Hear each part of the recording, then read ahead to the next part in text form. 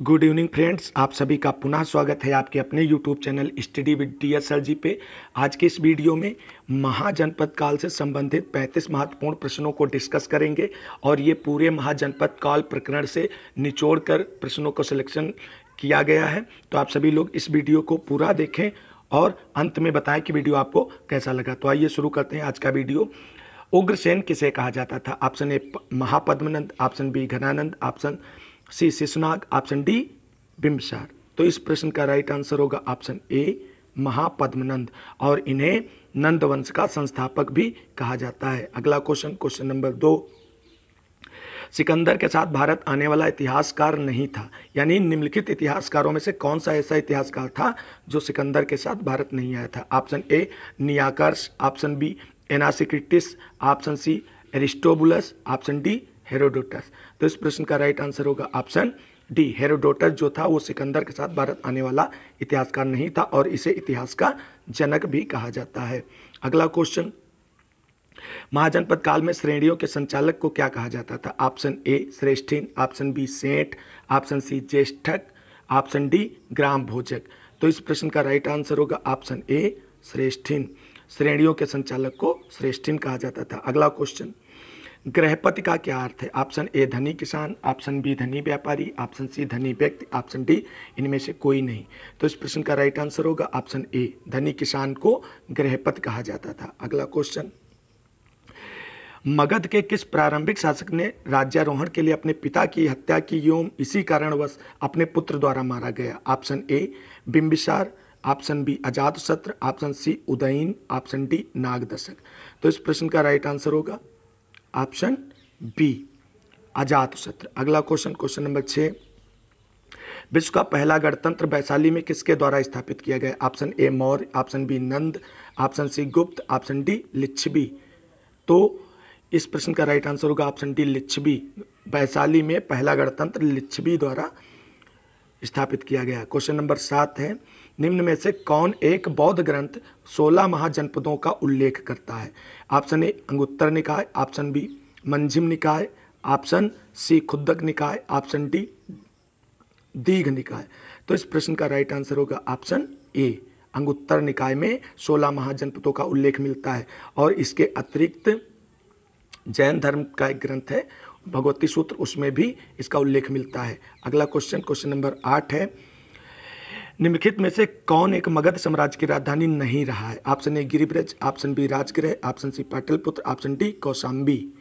तो इस प्रश्न का राइट आंसर होगा ऑप्शन डी कौशाम्बी। ये जो है मगध की राजधानी नहीं रहा है। अगला क्वेश्चन नंबर 9, हर्यक वंश के किस शासक को कुड़िक कहा जाता था? Option A Bimbisara, option B Udayana, option C Ajatashatru, option D इनमें से कोई नहीं।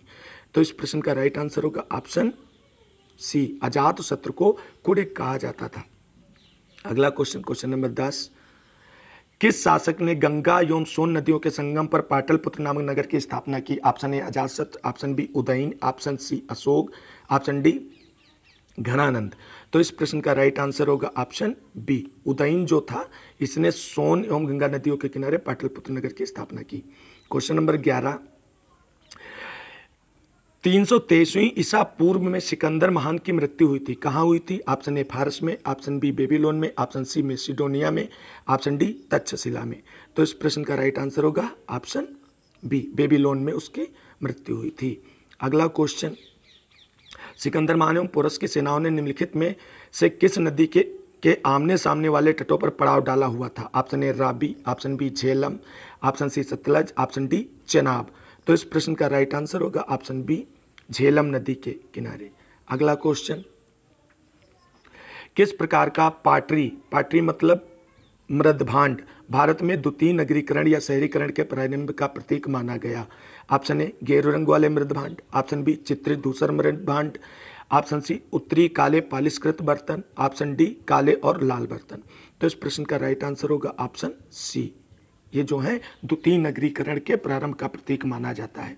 अगला क्वेश्चन नंबर 14, पाल ग्रंथों में गांव के मुखिया को क्या कहा जाता था? ऑप्शन ए ग्रामक, ऑप्शन बी भोजक, ऑप्शन सी ज्येष्ठक, ऑप्शन डी ग्रामपति। तो इस प्रश्न का राइट आंसर होगा ऑप्शन बी भोजक कहा जाता था। अगला क्वेश्चन नंबर 15, उज्जैन का प्राचीन नाम क्या था? Option A Avantika, option B Takshashila, option C Kanyakubja, option D Dhanyakataka. तो इस प्रश्न का राइट आंसर होगा ऑप्शन ए अवंतिका उज्जैन का प्राचीन नाम था। अगला क्वेश्चन, नंद वंश का संस्थापक कौन था? Option A Mahapadmananda, option B Kalashoka, option C Ghanananda, option D Nagarjuna.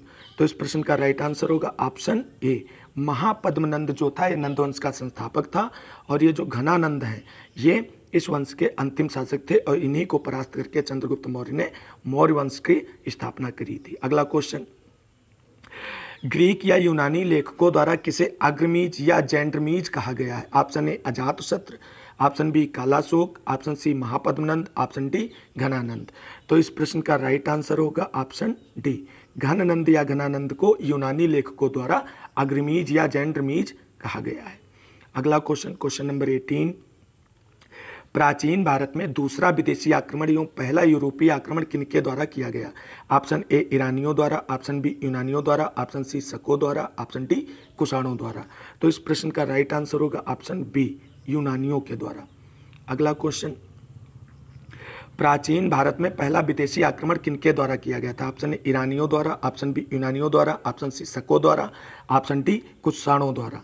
तो इस प्रश्न का राइट आंसर होगा ऑप्शन ए ईरानियों के द्वारा।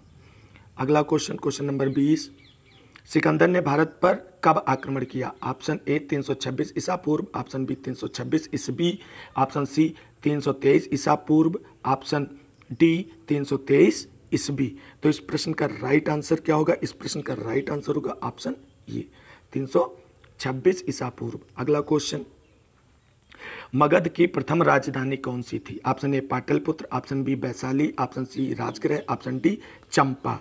तो इस प्रश्न का राइट आंसर होगा सी राजगृह जो था वो मगध की प्रथम राजधानी थी। अगला क्वेश्चन, किस शासक द्वारा सर्वप्रथम पाटलिपुत्र का राजधानी के रूप में चयन किया गया? ऑप्शन ए अजातशत्रु द्वारा, ऑप्शन बी कालाशोक द्वारा, ऑप्शन सी उदयन द्वारा, ऑप्शन डी कनिष्क द्वारा। तो इस प्रश्न का राइट आंसर होगा ऑप्शन सी उदयन के द्वारा। अगला क्वेश्चन, क्वेश्चन नंबर 23, 16 महाजनपदों की सूची उपलब्ध है किसमें? ऑप्शन ए महाभारत में, ऑप्शन बी अंगुत्तर निकाय में, ऑप्शन सी छांदोग्य उपनिषद में, ऑप्शन डी संयुक्त निकाय में। तो इस प्रश्न का राइट आंसर होगा ऑप्शन बी अंगुत्तर निकाय, और ये बौद्ध धर्म का ग्रंथ है। अगला क्वेश्चन, क्वेश्चन नंबर 24, निम्नलिखित में से मगध का कौन सा राजा सिकंदर का समकालीन था? तो option A Mahapadmananda, option B Ghanananda, option C Sukalpa, option D Chandragupta Maurya. तो इस प्रश्न का राइट आंसर होगा ऑप्शन बी घनानंद। अगला क्वेश्चन, प्रथम मगध साम्राज्य का उत्कर्ष किस सदी में हुआ था? ऑप्शन ए चौथी सदी ईसा पूर्व, ऑप्शन बी छठी सदी ईसा पूर्व, ऑप्शन सी दूसरी सदी ईसा पूर्व, ऑप्शन डी पहली सदी ईसा पूर्व। तो इस प्रश्न का राइट आंसर होगा ऑप्शन बी छठी सदी ईसा पूर्व। अगला क्वेश्चन, अभिलेखी साक्ष्य से प्रकट होता है कि नंद राजा के आदेश से एक नहर खोदी गई थी। कहाँ खोदी गई थी? ऑप्शन ए अंग में, ऑप्शन बी वंग में, ऑप्शन सी कलिंग में, ऑप्शन डी मगध में। तो इस प्रश्न का राइट आंसर क्या होगा? इस प्रश्न का राइट आंसर होगा ऑप्शन सी कलिंग में। अगला क्वेश्चन, पहला ईरानी शासक जिसने भारत के कुछ भागों को अपने अधीन किया था? तो option A Cyrus, option B Cambyses, option D Darius, option D जेरिसस।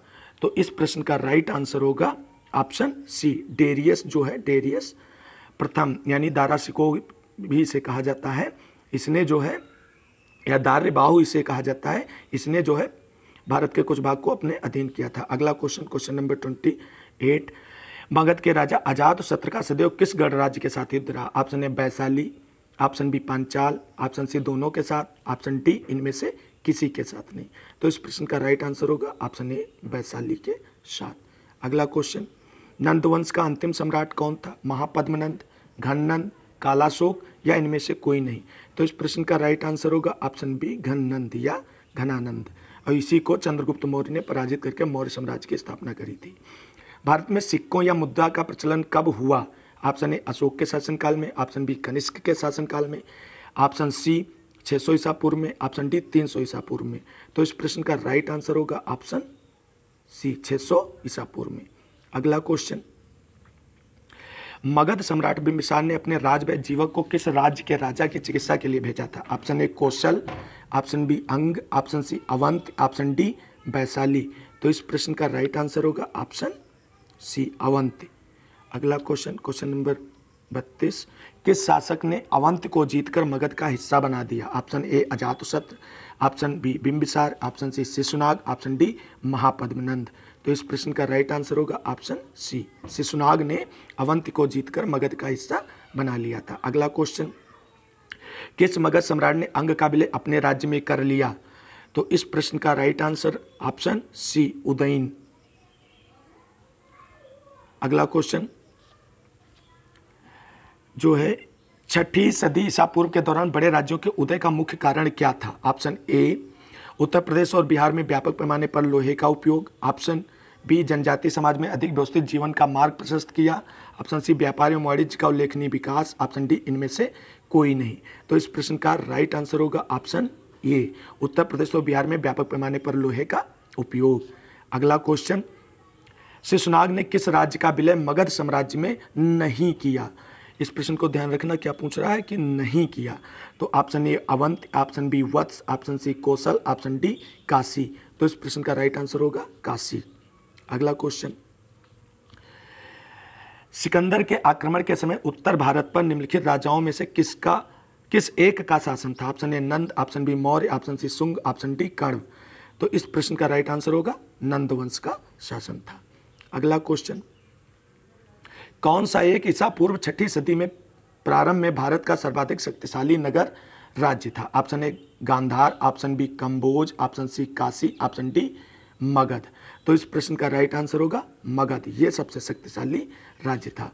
और आज के वीडियो का अंतिम क्वेश्चन है कि किस राज्य में गणतंत्र शासन व्यवस्था नहीं थी? ऑप्शन ए कपिलवस्तु के शाक्य, ऑप्शन बी कुशीनगर के मल्ल, ऑप्शन सी वैशाली के लिच्छवी, ऑप्शन डी मगध। तो इस प्रश्न का राइट आंसर होगा ऑप्शन डी, मगध में गणतंत्रात्मक व्यवस्था नहीं थी, शासन व्यवस्था। इसमें राजतंत्रात्मक शासन व्यवस्था पाई जाती। कौन सी? राजतंत्रात्मक। साथियों, आज के वीडियो में बस इतना ही। अगर आपको वीडियो अच्छा लगा तो प्लीज़ वीडियो को लाइक करें, दोस्तों में शेयर करें और ऐसे वीडियो की अपडेट पाने के लिए YouTube channel study with DSL जी को सब्सक्राइब करें। मिलते हैं अगली वीडियो में, तब तक के लिए जय हिंद, जय भारत, वंदे मातरम।